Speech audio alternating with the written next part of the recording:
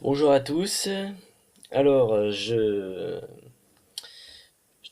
refais la même vidéo que tout à l'heure parce que elle était trop longue et YouTube n'a pas voulu la diffuser. Bon, c'est pas bien grave. Alors, le sujet du jour, c'est les classes qui m'inspirent le plus sur Call of Duty 4 Modern Warfare 1 plus des astuces dans le mode multijoueur basé sur mon expérience de jeu. Voilà. Alors, avant de commencer, je tiens à faire une petite dédie aux youtubeurs Monsieur Wen et Jeffrey hier. Ils m'ont bien fait rigoler avec leurs vidéos où ils fêtent Noël sur Battlefield 4. Ouais, c'est... Et donc, je tiens aussi à faire une petite dédie à ma biscotte, à ma sœurette de cœur, qui habite à la Ferre Champenoise. Elle se reconnaîtra. Et également à ma meilleure amie qui habite près de Liège, à Verviers en Belgique. Elle se reconnaîtra aussi. Alors, donc, on va passer aux classes. Donc, en mode sniper, moi je prends surtout des fusils de précision semi-automatiques comme le Dragunov ou le M21. Parce que les fusils de sniper à verrou comme le Remington 700 ou le... Euh, comment, comment c'est le nom?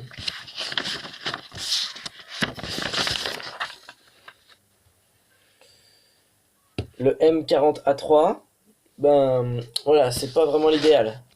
Enfin, surtout pour moi parce que quand un ennemi est devant notre nez, on lui tire dessus, on fait hit marker avec le sniper, il faut ne plus, pardon, comment dire, il faut enlever la visée pour pouvoir expédier la cartouche et c'est très embêtant. Alors que quand on a un fusil semi-automatique comme le Dragunov ou le M21, on fait hit marker et puis on peut le buter en deux trois coups. C'est ça qui est bien. Parce que si on tire un coup qu'on fait hit marker, il attend de bouger le temps qu'on recharge. Donc voilà. Dragunov, c'est une bonne classe pour le sniper. Ensuite, Desert Eagle, très bon en arme secondaire. Ben, faut penser à se entre guillemets protéger. Comme c'est une arme de gros calibre et très efficace, voilà, c'est l'idéal. Et pour le mode sniper, prendre des Claymore parce que les ceux qu'on n'arrive pas à déloger, on aime bien les tuer par derrière. Donc il faut pallier à toute éventualité. Quand un sniper est dans un bâtiment, enfin, si vous aimez bien jouer au sniper et que vous aimez bien rester un petit peu au même endroit, un petit moment, faut toujours penser à mettre une Claymore au cas où. Après, quand on s'en va, si la Claymore n'a pas été utilisée, on la reprend, voilà. Comme ça, on perd pas de temps. En fusil d'assaut, ben, le MP44, c'est une arme très difficile à avoir parce qu'il faut avoir un certain niveau sur Call of Duty. Et moi, j'ai jamais eu ce niveau. Je dis ça parce que j'aime bien cette arme-là et je l'ai testée plusieurs fois quand je l'ai prise sur des ennemis que j'avais tués. Donc ça, c'est une bonne arme avec une bonne cadence de tir. Et bien sûr, on peut prendre le Desert Eagle doré parce que voilà, c'est deux bonnes armes également. Le doré, c'est un peu plus classe aussi. Le mini Uzi en mitraillette. Mini Uzi, déjà, le design est super. La cadence de tir est géniale. Et en accessoire, on peut mettre le silencieux. Ou le viseur AOG. Le viseur AOG, c'est surtout avec ça que j'ai joué sur Call of Duty MW1. Et je peux vous dire que c'est très efficace. C'est très efficace, c'est un peu comme un sniper mitrailleur. Après, il n'y a pas le zoom, etc. Mais bon, c'est déjà pas si mal que ça. Et en arme secondaire, le Colt 45, c'est toujours sympa, ça fait bien la paire. Déjà le design.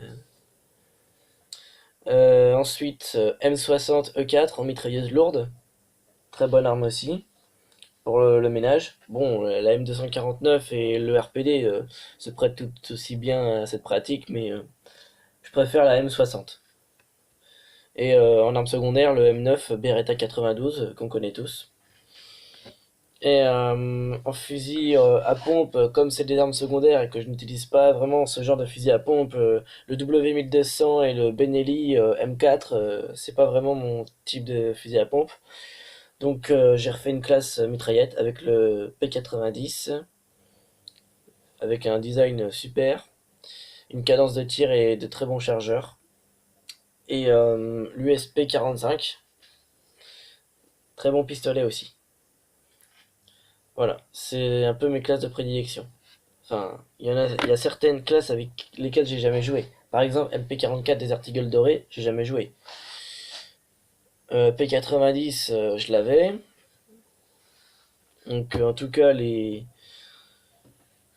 y en a trois avec lesquels j'ai joué, c'est sûr. J'ai joué avec le Dragonov, mais pas pas la compilation, mais le Dragonov plus Desert Eagle. J'ai toujours été obligé de prendre un fusil à pompe. Le Benelli M4, je l'ai pris parce que comme il tire plusieurs coups. Voilà. Alors, on va passer aux astuces.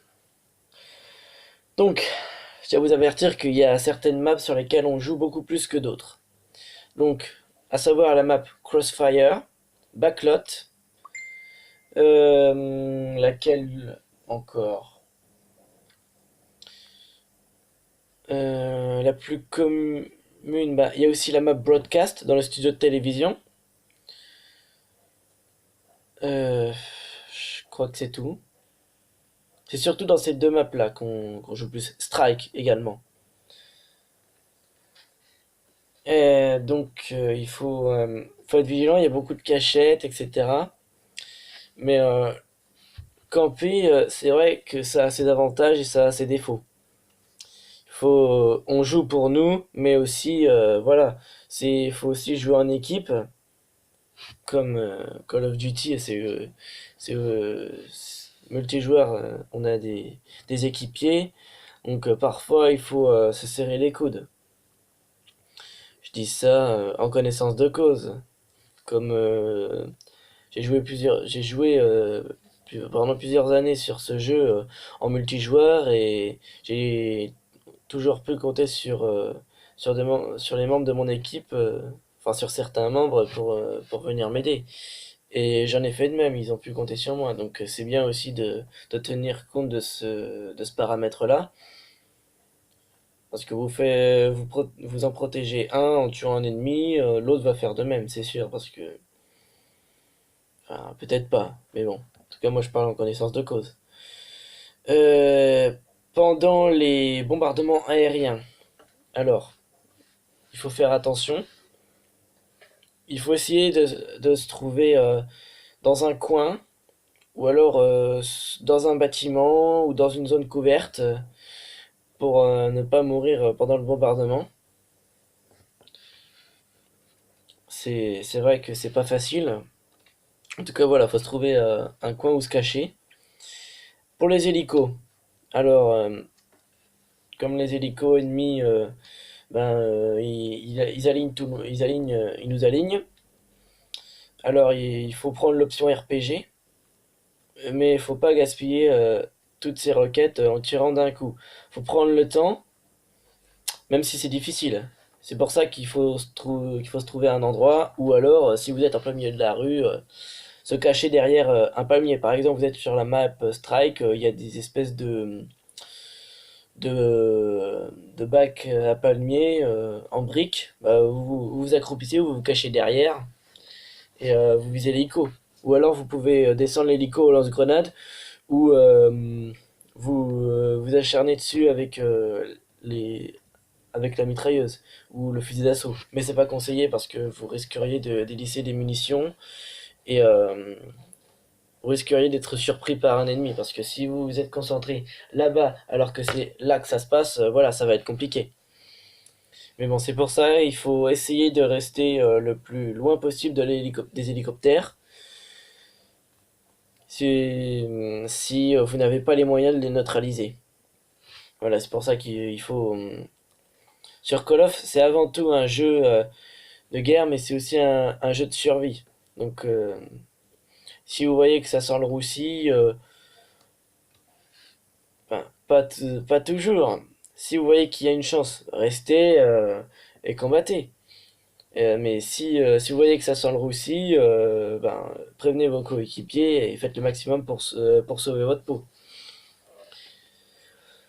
Euh, oui, en ce qui concerne, je tiens aussi à avertir les jeunes joueurs, ou même les joueurs chevronnés, enfin tous les joueurs quoi, mais de bonne foi. S'il y a un rageux ou un kikou qui provoque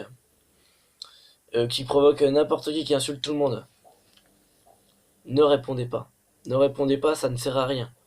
Soit vous le bannissez de la partie, soit vous, vous lui tenez tête, mais de manière intelligente possible. Ça veut dire pas d'insultes, ou alors des colibets, des calembours, genre un gamin par exemple vous dit ouais je vais brûler ta maison. Moi, un gamin me dit ça. Bah, moi je réponds, ah bah dis donc gamin, tu vas avoir du mal, moi j'habite en appartement, hein, tu vas avoir du mal à brûler tout l'immeuble.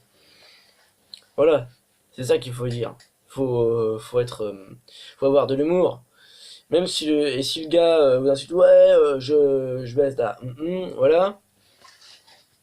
Et ben vous lui dites, ah bah dis donc elle m'en a pas parlé, c'est qu'elle a dû être déçue de ta performance, voilà. Vous pouvez dire ça. Même si c'est pas très délicat, mais bon. Voilà, faut répondre intelligemment. Mais pas d'insultes, pas euh, comment dire, oui, pas d'insultes, que ce soit racial ou sexe, parce que quand on dit ouais c'est le PD, ça fait tout de suite penser à homosexuel. Or, PD, ça n'a rien à voir avec l'homosexualité.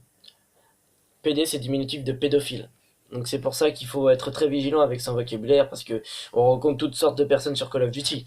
Des rageux qui peuvent très bien avoir 45 ans et être des personnes, des gars vraiment sanguins et complètement qui peuvent péter les plombs à tout moment. Mais il y a de tout. Du, euh, du, du gamin âgé de moins de 15 ans qui se croit grand. C'est voilà, on trouve toutes sortes de rageux, mais voilà, faut passer au-dessus de ça, même si c'est difficile pour nous. Se faire insulter, voir notre famille insulter, être blessé, voir son ego être blessé, ça ne plaît à personne. C'est normal de se sentir mal à l'aise dans ces moments-là. Je blâme personne pour leur attitude, ce qui est fait, mais si on peut éviter des nouvelles pas crises, mais si on peut éviter des échauffourées comme ça, voilà. Donc c'est pour ça, vous voyez un jeu qui en fait beaucoup trop, bannissez-le, ou ne l'écoutez pas, ou alors tenez-lui tête, foutez-lui la honte, il finira par se barrer. Voilà. Donc, je vous retrouve demain pour de nouvelles astuces et de nouvelles classes sur Call of Duty Modern Warfare 2. À demain!